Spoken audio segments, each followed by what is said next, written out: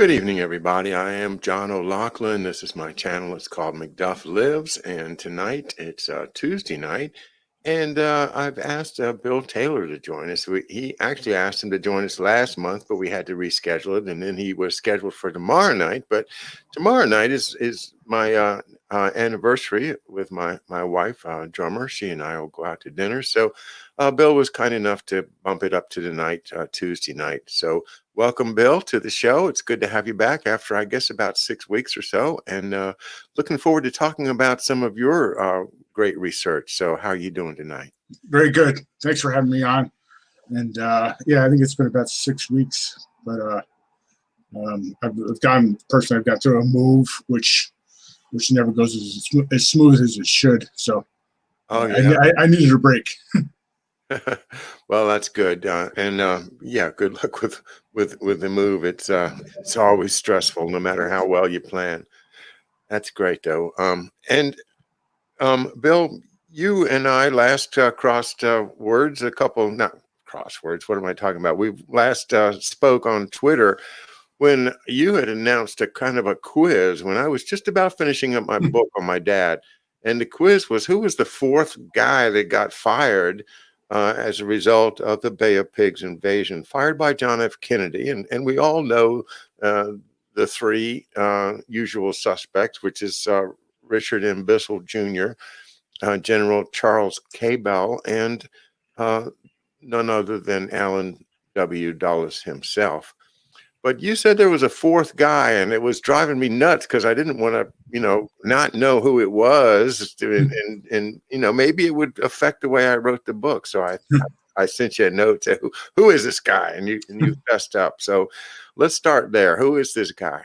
Okay, the gentleman's name is Robert Amory Jr. And the reason why I found it interesting or even fascinating is because I've never heard of that name before up until a couple of weeks ago, up until that day I tweeted it.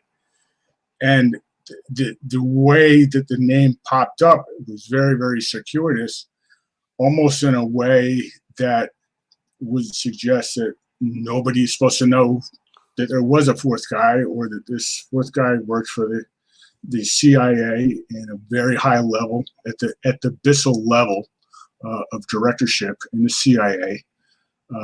From 1952 to 1962.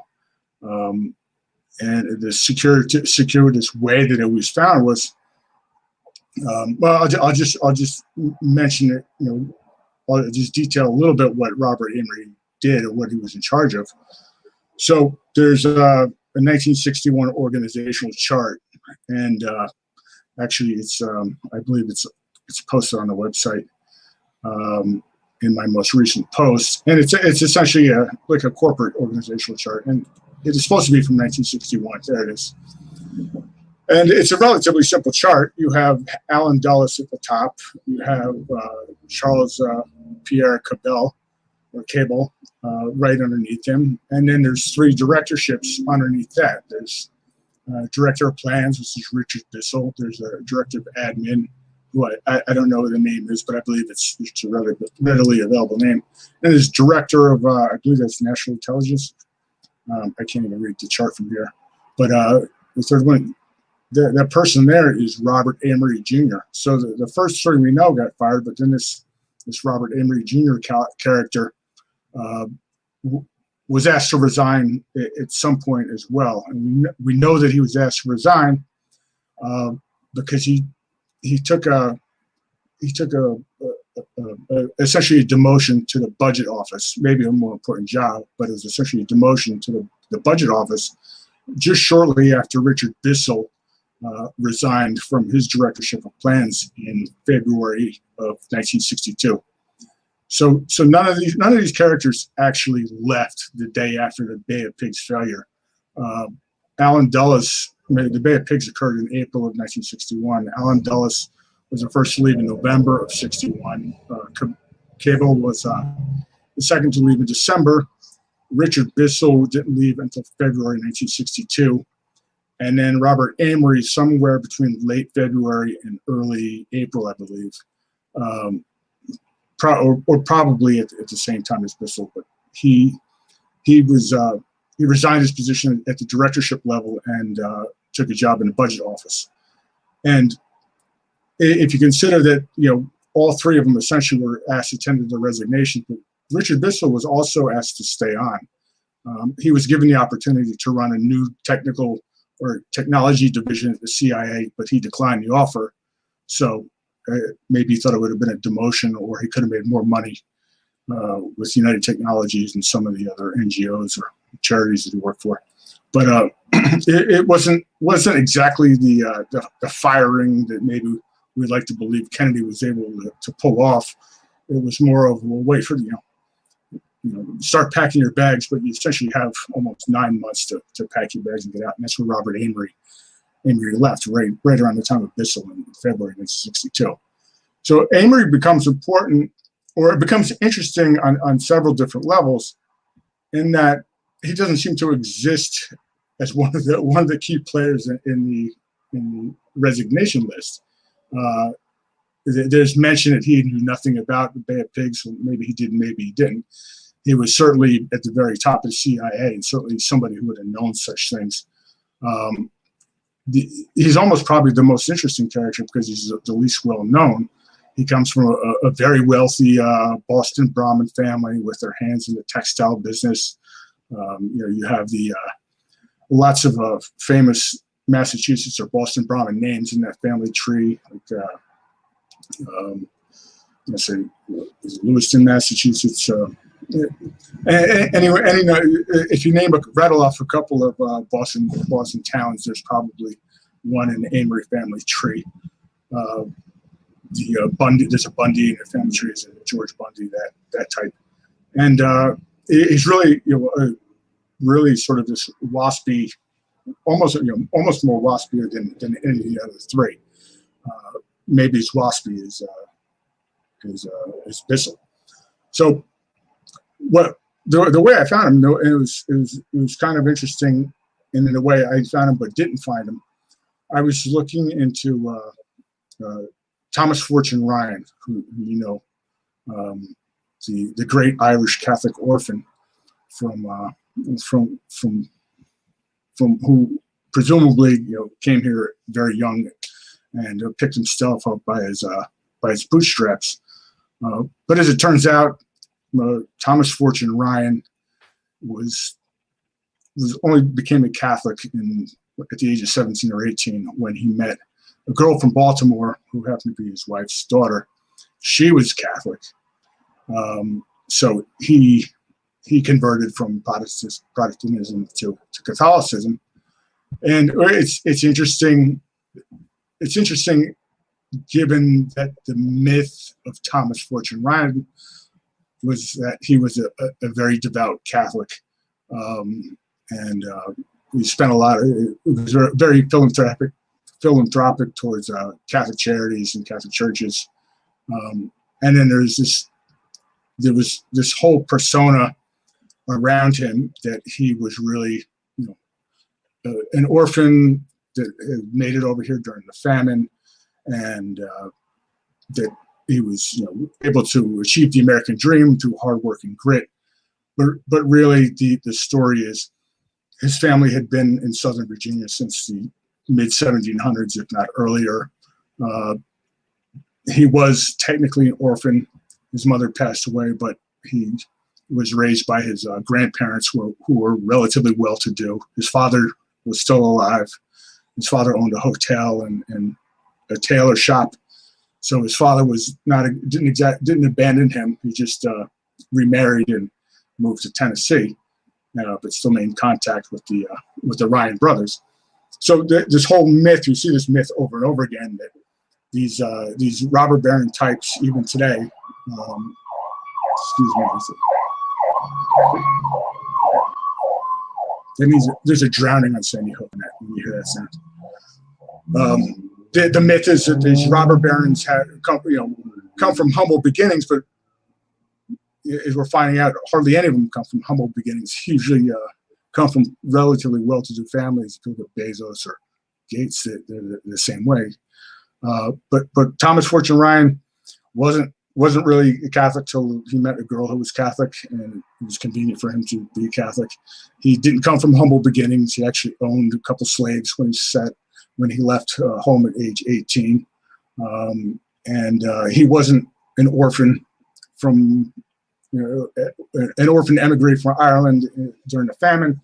His family had been in his country for a long time. There was actually there was one person that stuck out as responsible for the myth of Thomas Fortune Ryan as an orphaned waif from Ireland. And it was a writer named Cleveland Amory. Now we're getting to the Amories. Now we're getting to the Amories. So Cleveland Amory, look at his Wikipedia page. It's got an interesting Wikipedia page. Writer, he wrote for Saturday Evening Post. He had his own show on NBC for a while. He got into by the mid 1950s. He'd written a couple books about high society, sort of like taking a poke at some of the wealthy families in the United States. But he had essentially created this myth around Thomas Fortune Ryan of his humble beginnings, when really it was nothing but. If you look at the Wikipedia page of Cleveland Amory, it's pretty substantive. Nowhere on that page does it mention that Robert Amory Jr. was his brother, the director of intelligence at the CIA from 1952 to 1962. And that immediately is a red flag. This is the more famous, more important brother does not get a single mention on the Cleveland Amory webpage or Wikipedia page. And in fact, you can look at a lot of biographies on besides Wikipedia about Cleveland Amory, and it's very difficult to find any references to this CIA brother, which actually opens up a very big can of worms when you start to consider that Amory was really doing some cover for basically these robber barons and these wealthy families that were sort of the power families of the 50s and 60s. He's sort of giving them a limited hangout, or embellishing it in harmless gossip, really, towards them. Maybe poking fun at their foibles, but in reality, he's probably either humanizing some of these families through his writings, or showing a little bit of what's under the skirt, but without showing really anything substantive. There may be some dirt there, but it might be some stupid affair or some fashion faux pas, but it's really doesn't matter at all. Thomas Fortune Ryan is one of the principal subjects of the book Real Lace by Stephen Birmingham. He traces the demise of a number of Irish Catholic fortunes, the fortunes that were made by people that really didn't seem to have the skills to make a lot of money, but they just got richer and richer and richer. And I think that has to do with who was financing them more than any particular skills that these individuals had. But as I recall, they all met kind of difficult or sad ends. Do you remember what happened to Thomas Fortune Ryan? I think Thomas Fortune Ryan was relatively wealthy when he passed away. The sons are get into trouble. Thomas Fortune Ryan really made a name for himself and his fortune by teaming up with James Buchanan Duke, of the Dukes of North Carolina, the tobacco people. There we go. So Ryan and Duke formed the Tobacco Trust, which controlled 90% of the cigarette market by 1910. And then it was broken up the same day as the Standard Oil Trust. So Thomas Fortune Ryan, his key contribution to American history is really teaming up with James Duke at about the same time that the cigarette rolling machine was invented in the 1880s, and whether they acquired the patent essentially for the cigarette rolling machine, so they were able to mass produce cigarettes, which before that had been a luxury item and hand rolled. and that's where both of them made their fortune. Nothing necessarily nefarious about acquiring a cigarette rolling patent from I think it was an 18-year-old kid who came up with the concept of the cigarette rolling machine. But that's how they were able to dominate the cigarette market from the early 1890s until 1910. And where they essentially got in trouble with the federal government is when they start buying the suppliers, distributors. They even bought the foil makers, the licorice importers, every component of the production cycle they purchased. So that's why it was broken up. Thomas Fortune Ryan also invested very heavily in was one of the early financiers of the Thompson submachine gun, and if it wasn't for World War I ending so prematurely on his account, there would have been he would have had a very big contract with the U.S. government, because the Thompson submachine gun had finally started being produced at the very end of World War I. They were looking for a big federal contract for that, but he ended up owning that company for a long time afterwards. I don't think necessarily his wealth dissipated all that much, other than it might have been dissipated between a number of sons and a number of drunken sons at that. These drunken sons tend to do. So they'll piss it away pretty quickly. But a couple of sons get very interesting. The Clendenin line show up pretty prominently even to this day. Clendenin Ryan, the first one, the first Clendenin the first, he committed suicide at the age of 57. Clendenin the second committed suicide at the age of 59. Clendenin the third, I hope I'm saying his name right, Clendenin. Clendenin the third died at the age of 49. He lived here in New Jersey. They all had early deaths, but they show up in the CIA and FBI files quite frequently, either as informants or assets or front company owners, all kinds of different. They would finance these neo-Nazi magazines or communist magazines. They were always putting their money towards something CIA related or something FBI related, and usually to sort of create the dialectic by funding one side of the political spectrum or another. Well, it's a fascinating story. I took the liberty of going to Wikipedia while you were telling us that to check out how he died. And I'll just read this sentence. On November 23rd, 1928, Thomas Fortune Ryan died, the South's wealthiest native son and the nation's 10th wealthiest man. He left a fortune of more than $200 million. And that's an exception to what I was saying before. Right. He obviously didn't die a pauper at all. It's interesting. The idea that he made so many huge donations to the Catholic Church, to build a cathedral in Richmond, Virginia, and spending a lot of money supporting Georgetown University and other Catholic institutions around the country.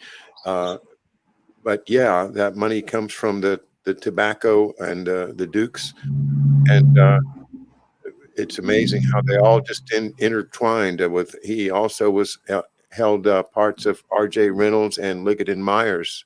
So yeah, tobacco was the thing. I wonder, in World War I, did the government give away tobacco the way they did in World War II? I believe that they did, and by that time he was I believe that the trust was broken up in 1910 or 1911. So he had spread his wealth around way before that trust had broken up. Like I said, he was invested in the Thompson submachine gun. He was invested in the Belgian American Coke Works. Like the Rockefellers, they didn't just rely on the oil. They were invested in mining and cars and just almost everything you could possibly think of, textiles.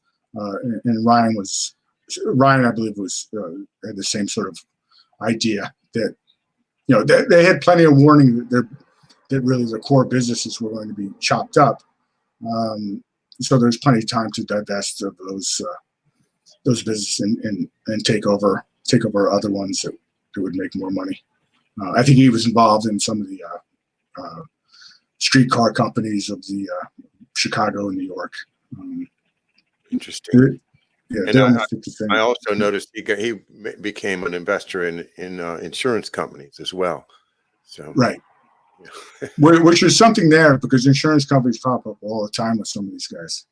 Oh yeah, there's something interesting there. I haven't put my thumb on it. Insurance pops up. There must. I think it's just a money laundering operation. It must be easy to launder money through there. The little bit I've been able to discern about Hartford fire insurance, which has been a subject of my study because of Richard M. Bissell's father having been the president of the Hartford Fire at the time that McDuff, my dad's uncle John, was working for the Hartford Fire. So I was trying to determine what type of influence that insurance company might have had on my dad's life, and it is one of the most important insurance companies in the country, and it ended up being the insurer for Wall Street itself. When you remember that Wall Street had a fire in the 1820s or 30s, sometime early in the 1800s, and who came to the rescue but the Hartford Fire Insurance Company, and insured every single building that got rebuilt there. And there's something behind that. Right. And then the same thing goes on when a Hartford Fire Insurance representative ends up in Chicago selling fire insurance in Chicago, and lo and behold, the Chicago fire happens to occur, and they end up insuring half of Chicago as well as a result of being there at the right time and having money. We got some cash. If we pay you cash now, you'll be our customer for life. And they pay the cash, and then they've got a customer for life. 1835 that was. But this business of insurance companies, it goes way back, and the old money, where are they parking that old money? Well, I think they're parking it in insurance companies. And so at the time of the Hartford Fire Insurance Company merger with IT&T, which was okayed by my grand uncle William Cotter, who became a congressman immediately after that merger. I don't know if that was a reward to him or what, but he approved that merger. It's amazing how powerful these insurance companies are. And well, look at AIG and all that stuff from China. It's a subject for an entire show, but I don't want to take up the show with that. Let's get back to Robert Amory, because Thomas Fortune Ryan, he was the beneficiary of Cleveland Amory's pen, and got some great propaganda, I'm sure. But we never heard of Robert Amory. It was completely a surprise that you turned him up. But he was the director of intelligence. I mean, the deputy director for intelligence. In other words, he was working right under Dulles, and would have been everything would have crossed his desk. This is a position in which he was sitting right on the top of this incredible funnel of intelligence that supposedly was coming into the CIA. And that brings to mind the Fletcher Prouty's comment that the CIA wasn't really gathering intelligence. They were just waiting for opportunities to pounce on people. Right. Which is what Welch did. He just sat back and waited, said, "Oh, look, there's an opportunity. Let's go take advantage of that." He's playing worldwide whack-a-mole instead of actually sending out intelligence agents and analyzing things the way the FBI was doing at that time. Right. The Amory, there's, like I said, there's it's very easy to find stuff on Dulles and Bissell. There's been lots written about them, and even Cabell, and those three are usually closely associated with the Bad Pigs, of course, and the JFK assassination. Whether they had anything to do with it or not, their fingerprints are or all around the files. And if you go through the millions of documents of related to the JFK files, you'll see CCs and the Cabells and Bissels and Dulles, but Amory not so much. He does show up in the where you do find him, where people have actually pulled his files more frequently or done FOIA requests or related to the UFO phenomena. So if you are looking for Amory on the internet, chances are you're going to run into him having to do something with the early 50s investigation by various agencies, the Air Force, the Army, CIA, the FBI into UFO activity. I don't know if that's just overrepresented because people love UFOs and that's what they're sort of looking for. But and UFOs are fun as far as I'm concerned. But I think what might be more interesting of an angle, or even more relevant to what's going on today, if you think of the CIA is sort of doing the corporate part of the deep state, or the actionable part of the deep state, where they could have short-term programs to maybe assassinate the new president of the Congo, or overthrow the new president of Iran in 1953. But you also have these long-term planners to maybe destabilize entire regions, or take over markets, or even do the destabilization of society. And I think that the CIA, and this might have, I believe this is probably falls under either Bissell or Amory's type of activities, in that you start to see after World War II the formation of these front groups, both on the left and the right. There's you have a number of communist groups who might start organically, but then are quickly infiltrated by the CIA, or formed by the CIA and infiltrated by the FBI. And then you also have the right-wing groups like the George Lincoln Rockwell and his neo-Nazi groups, which also look like a construct of government agencies.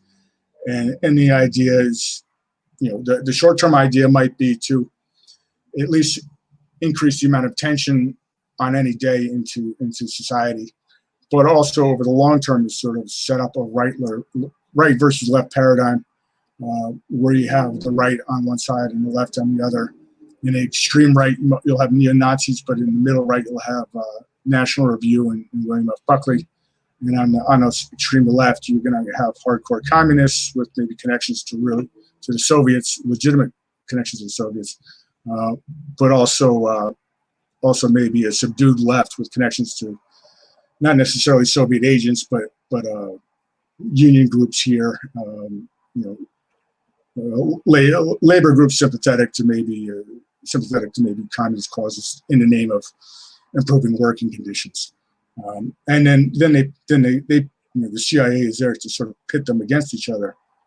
So the other part of Cleveland Amory that I thought that sort of popped up at me, and as it relates to his brother Robert Amory, was the formation of this, and this is where we start getting into current events, the formation of 1954 of the Humane Society of the United States, which sounds is very innocuous. It's a humane society.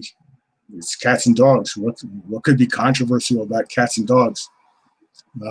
But as it turns out, the Humane Society of the United States, when it formed off a very huge controversy having to do with spaying and neutering of cats and dogs. We don't really think about that as controversial today, but in 1954, the American Humane Society, which has been around for 50 or 60 years, and was the group most known for harboring orphaned animals, they were vehemently opposed to the spaying and neutering of cats and dogs, under the belief that once you start spaying pets, humans would be next. they were strongly anti-eugenic as late as 1954. And so this splinter group started by this ex-communist union leader, newspaper union leader named Meyer. He broke off. He split from the Humane Society of America and formed the Humane Society of the United States. A little confusing. And their primary mission was to really introduce spaying and neutering to animal shelters, and to come up with a method that would make it as quick so that it could be done as quickly as possible, humanely, of course. But they were really looking for a method to mass sterilize pets, and it, well, not said outright, the American Humane Society was concerned about this whole idea, because they were absolutely convinced that it was really just an effort to practice on pets, because they're going to start doing it on people. The Humane Society of the United States, or the American Humane Society, actually ran some of the largest orphanages in the country at one point. They Catholic Charities, Jewish Charities were the two largest orphanage operators in the United States by about 1910, and by about 1920, the Humane Society was right up there with them. It actually had an orphanage in upstate New York, which had 10,000 kids in it at one point. And they were very concerned that the whole eugenics, the whole progressive eugenics movement in particular, which was probably started in the 1890s, was going to start coming after the kids that they were. I'll wait for your ambulance to get there. You hear it?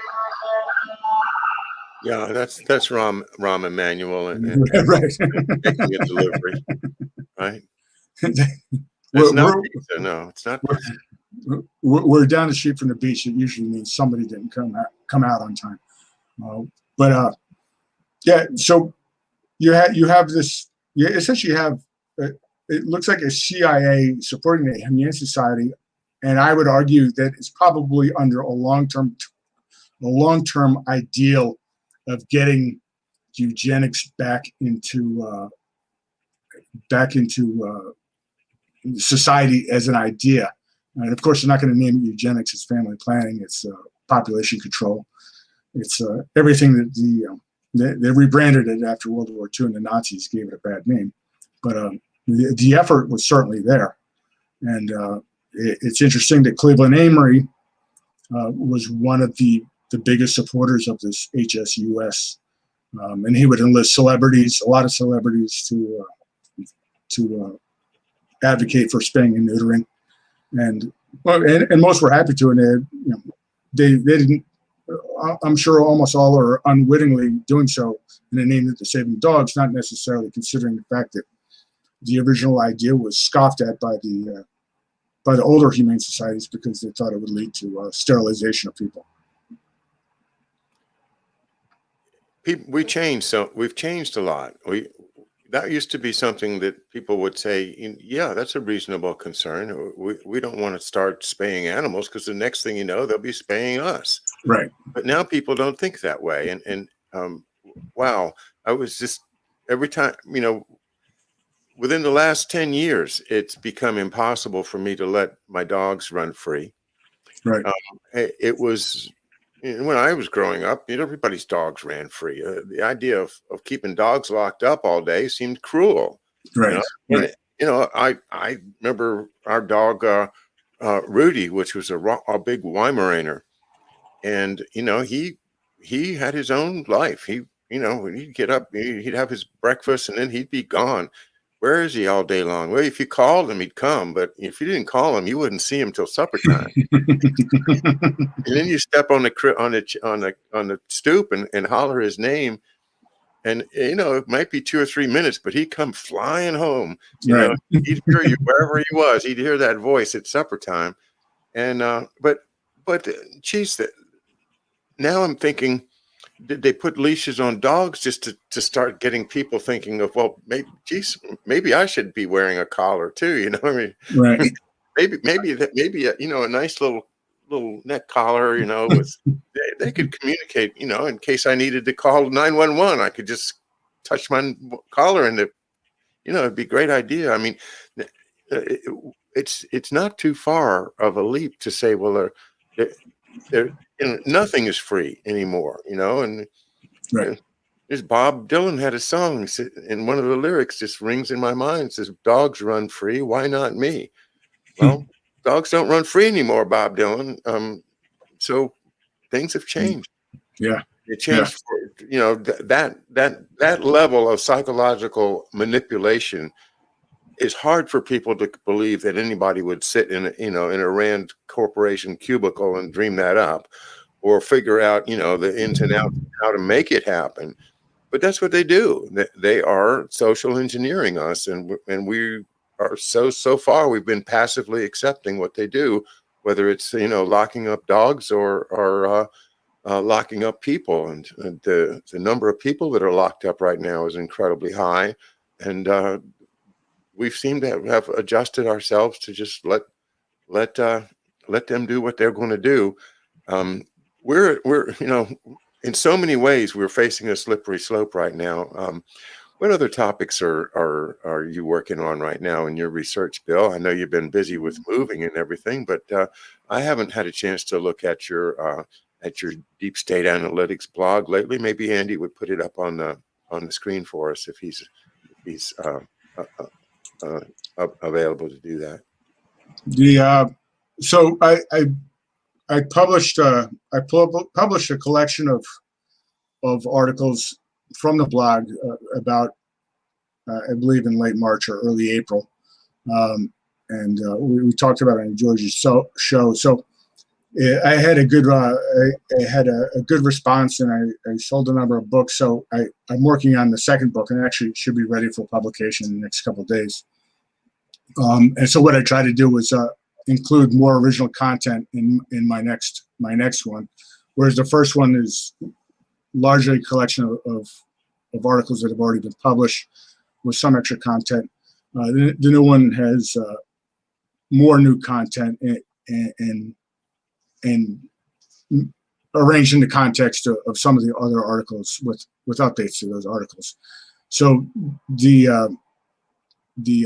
Cleveland Amory information is in the new book when it comes out, along with a much deeper dive into some of his family and some of the other events he was involved in. The book, tried to keep it current, and one of the subjects that I don't think we've really talked about too much since I was last on was UFOs, because UFOs have been in the news very frequently the past almost 2 months, with this disclosure or false disclosure or whatever kind of disclosure is supposed to be impending or going to scare the hell out of us. And I think it's, UFOs are generally seen as sort of a jokey conspiracy topic. Like even if there is a conspiracy there, how could the deep state have anything to do with aliens from another planet? But I would argue that there's a lot of precedent for the deep state or the intelligence agencies in the military industrial complex to fake UFO landings ever since 1938 in War of the Worlds. But more importantly, where that might have been a trial run to see how it would affect the public, whether it was or it wasn't.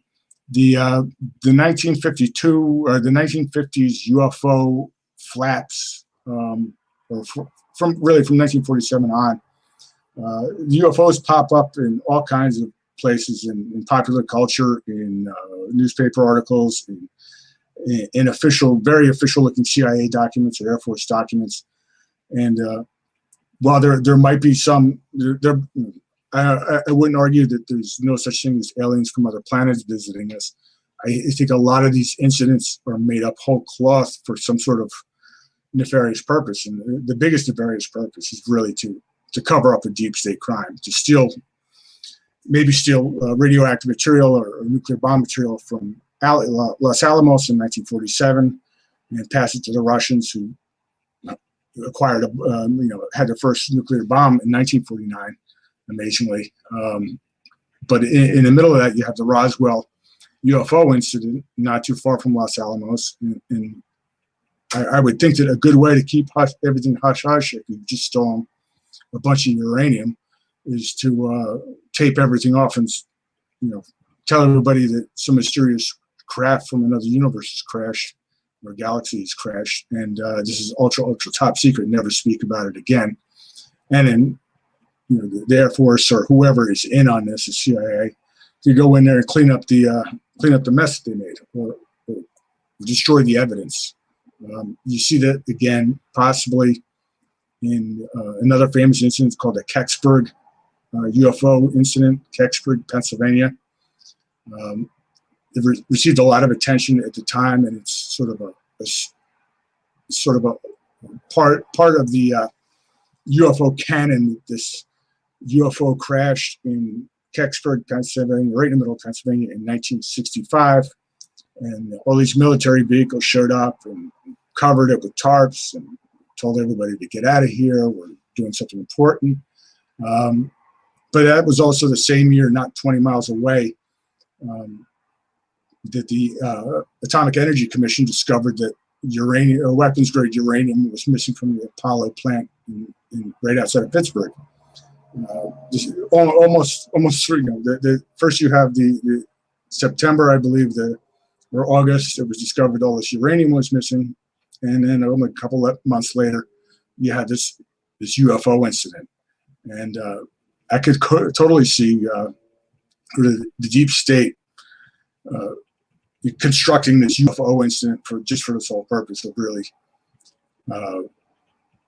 cleaning up the evidence and interviewing witnesses and threatening witnesses and doing anything in their power to really hide the fact that some members of the deep state, some very important people, they just absconded with 300 pounds of weapons-grade uranium, which eventually goes on to make about 6 or 7 bombs in Israel, and which was tested in 1967, 1968. So that was a real crime with real results, and I seriously doubt any real UFO was involved. I would think that this is really an effort to cover it up. You almost see it now in some of the articles you see in today's press. I believe the New York Times has had some serious articles about UFOs being sighted near nuclear facilities. Are they really UFOs, or is that what you're telling people? The uranium is going out the back door, and they're blaming it on UFOs, essentially. That's my hypothesis for a lot of these incidents. Maybe maybe UFOs really are stealing it, or aliens, but I think that the simple answer is the deep state is stealing this type of stuff.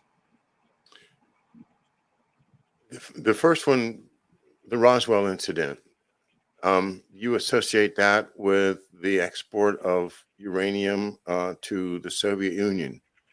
I'm having a hard time seeing why they would go to that much trouble to crash this whatever it was. Or I mean, how do you believe that they did it, and why are they using UFO stories as a cover up? It wouldn't have to crash anything. All you have to do is just get everybody to agree that something crashed. We put the police tape up around an area that you want cleaned up. I just think it's interesting. You have the Rosenbergs basically stealing the plans, but everybody knows that they're patsies.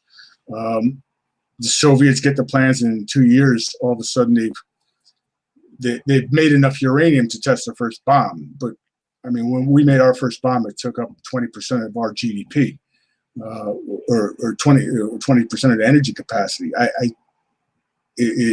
I would contend that the Soviets never had the economic power or energy power to remotely come up with enough uranium to make a bomb. And plus, the incentive is to create an arms race for these deep state types. So you can't create an arms race unless you get the Soviets enough arms to create, to create the perceived threat. And therefore, this Roswell incident, it occurs sometime between the theft of the secrets and I don't know if anybody necessarily actually said that uranium or uranium material was missing from Los Alamos, but Roswell is pretty close to Los Alamos. It's also close to the where they tested the V2 rockets. So there's. I don't think it would be that difficult to either, have a weather balloon spread it all over and just say, yeah, it was a weather balloon, and then change the story the next day it's a UFO, and then go back to the weather balloon. I mean, the story's gone back and forth 19 times. I think the simplest answer is that it really was not. It really was not a crash UFO. It was an incident to make it something look like a crash UFO, and therefore allow really OSS or CIA controlled troops or members of the Air Force to come in and make sure that there's no incriminating evidence. I mean, I don't know any of this for sure, but that would be my take. I'm interested. Now, have you taken a look at the reports of UFOs over Washington, D.C., which were reported in the newspaper? And there was a picture on the front of, I think it was the Washington Evening Star of back in the late 50s, early 60s. And it had what looked like the triangular lights of those, what they call the TR-3Bs or something. Right. And there was a number of these vehicles that appeared to be flying right above the U.S. Capitol. Are you aware of that one? Have you? I am aware of that one, and I believe there's an incident that preceded that really puts the nail in the coffin for the idea that there was really that many UFOs flying over Washington, D.C. It's the 1952 Gibson Island UFO incident, and that's written about. That's in the book. It's also in the on the webpage. I believe it's. I forget. It's if you look Gibson Island UFO, it'll pop up. I forget the name of it exactly, but this is a real Project Blue Book file that I found, and somebody else had found it before me, and it really disappears from the CIA files or FBI, not CIA, the Army files, but it is out there. Some people have saved it. I think it was found within the past 10 years. But anyway, this 1952 Blue Book incident has a gentleman named Julius Amos, who's OSS and CIA, who lives on Gibson Island. This is AMOSS, that guy. Yep. Julius. Yeah, because I remember studying him maybe when we first started, maybe 2 years ago, Bill, and there he was in a newspaper article I saw, and he was a spy, and not only a spy but also a hitman, one of the most prolific hitmen that they have, and he killed all kinds of people over in Africa, if I recall. Right.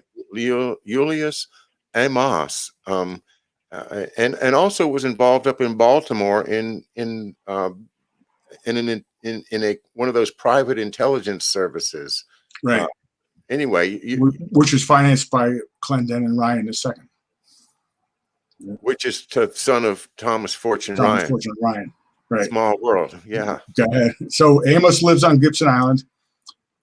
He takes a report from Sally Symington Henderson, the cousin of. Okay. Oh, no. What's a Symington too, huh? Yes. The cousin of William Stewart Symington. And he files a report with the new commander of Project Blue Book, Charles P. Cabell. This is 1950. This is 1952. I've heard of him.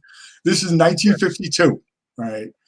And he's saying that the Sally Symington and a couple of other people who lived on Ritchie Highway, were driving down Ritchie Highway, saw these UFOs, and they were awestruck, and being the good citizen that Julius Amos is, he called Wright-Patterson Air Force Base and reported the incident, and he wrote a report for the new commander of Project Blue Book. So Project Blue Book started in February 1952.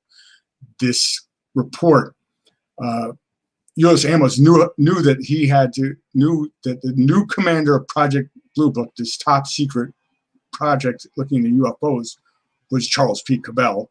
So he writes a report for Charles P. Cabell about these UFOs over Gibson Island, and he even gets sort of some part of the story. They're still working on a story, you could tell, because Amos described the sound of the UFOs as sounding like 1,000 strategic bombers flying over the island.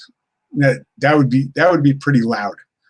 Okay, so maybe it almost reads like, all right, we can't from now on, we can't make the sound of 1,000 strategic bombers because that's very expensive, and we need 1,000 strategic bombers. So we'll just say that they're going to be quiet from now on. Not a sound was heard from them. You can see the fault of the report in that description of the sound of these things. So you really have three people from Gibson Island involved in this incident. You have Amos, who lives there, Sally Symington Henderson, who lives there, her cousin, who lives there, who was the Secretary of the Air Force, who hired Charles P. Cabell to run Project Blue Book, and Charles P. Cabell, whose middle name is Pierre.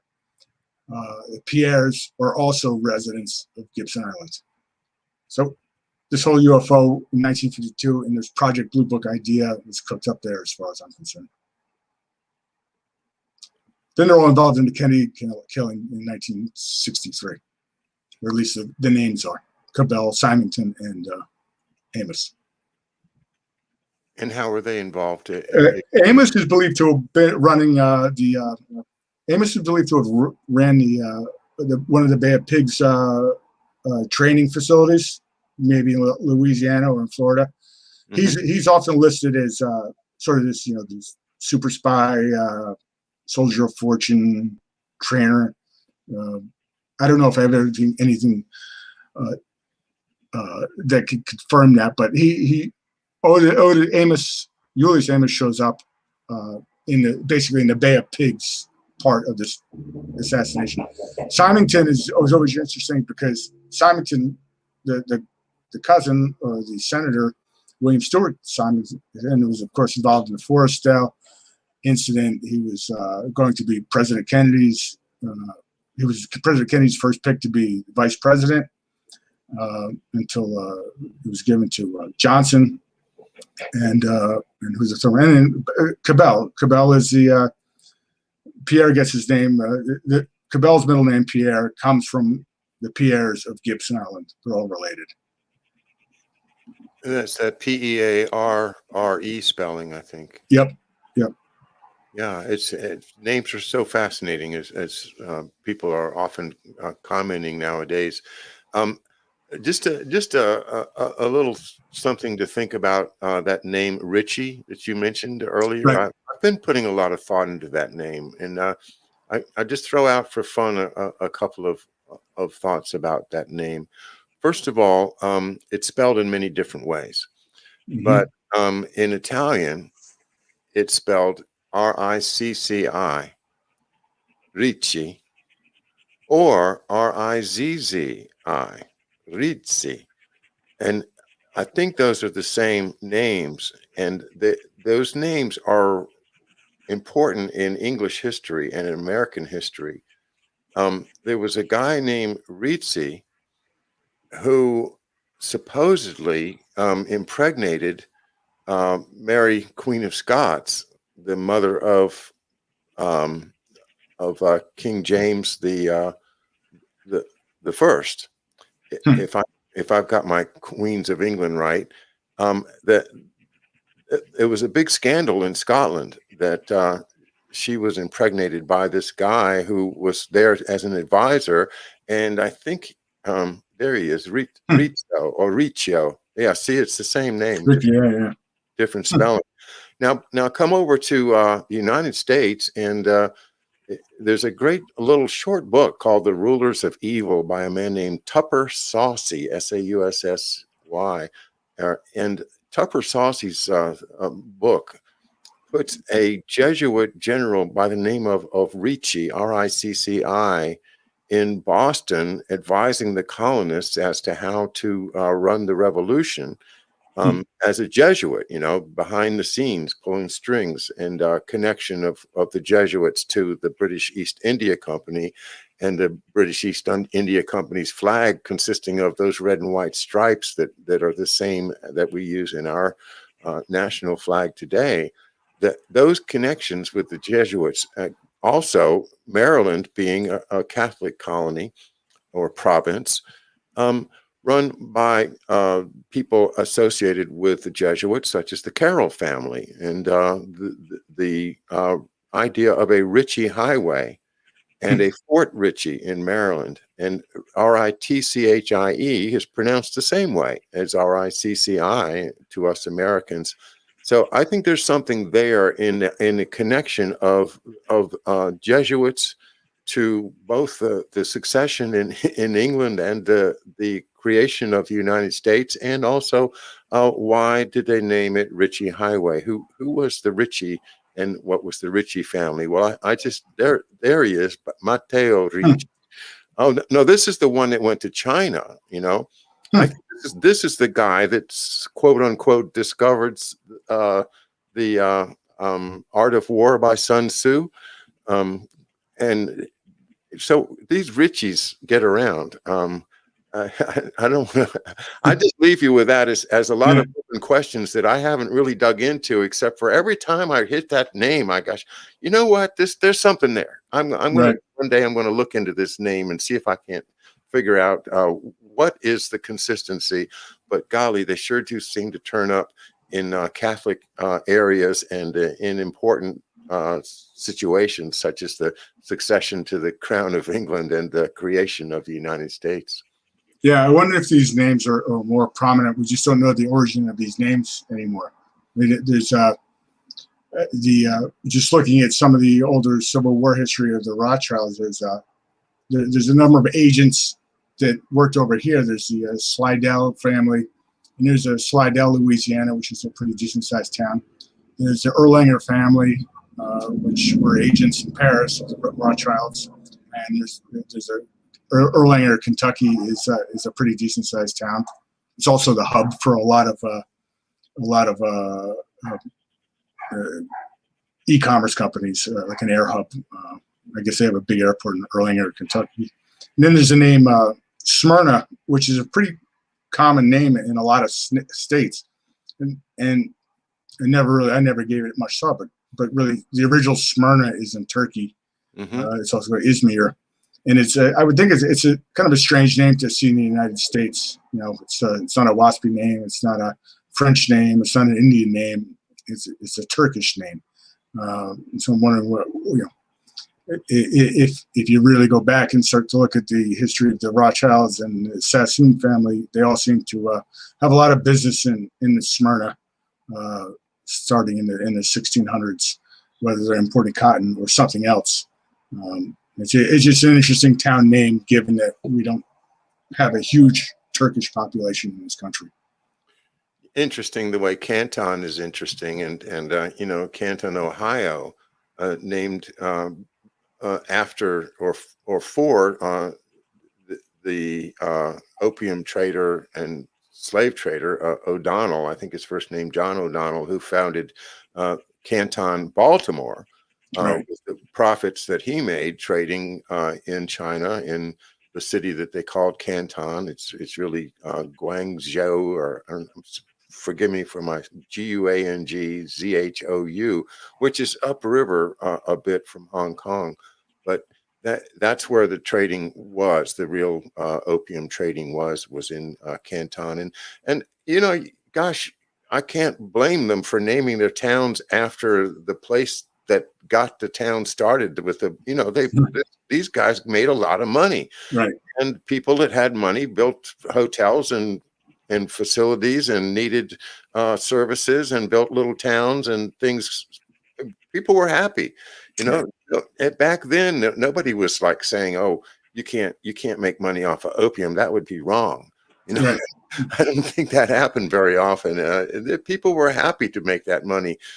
Just because life was difficult, and they were grateful for it. So yeah, name it Smyrna because of what you got from Smyrna, or what what your family wealth came from Smyrna. Right. And no, I don't think it was textiles. Huh? No. Well, the first American company to import opium to China went to Smyrna. They avoided the whole East India route, so that they sourced it in Smyrna, and they took it to Canton, and it was a Baltimore shipper who did it, and then it is described in sort of the literature. New York, Boston, and Philadelphia sort of take over as the big import cities, but really Baltimore was the first city. That gets into gets in very deep into the weeds, so I won't even go there. But yeah, that's good old Baltimore, you know. Yeah. I always say there's no more like Baltimore. Good. All right. Well, Bill Taylor, you've been great to have you with us tonight here, and thanks for making some time for us on a Tuesday night when I want to take tomorrow off and go out and in 15-year anniversary tomorrow with me and my wife, drummer. And so thanks for coming with us tonight, and thanks for all the research you do.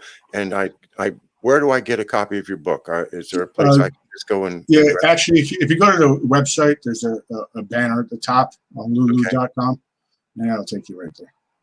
All right, Bill Taylor, and everybody, check out Bill Taylor's first book, and good luck with the second one, Bill, and with your move and everything else. Thank you so much. Thank you. All right, good to talk to you.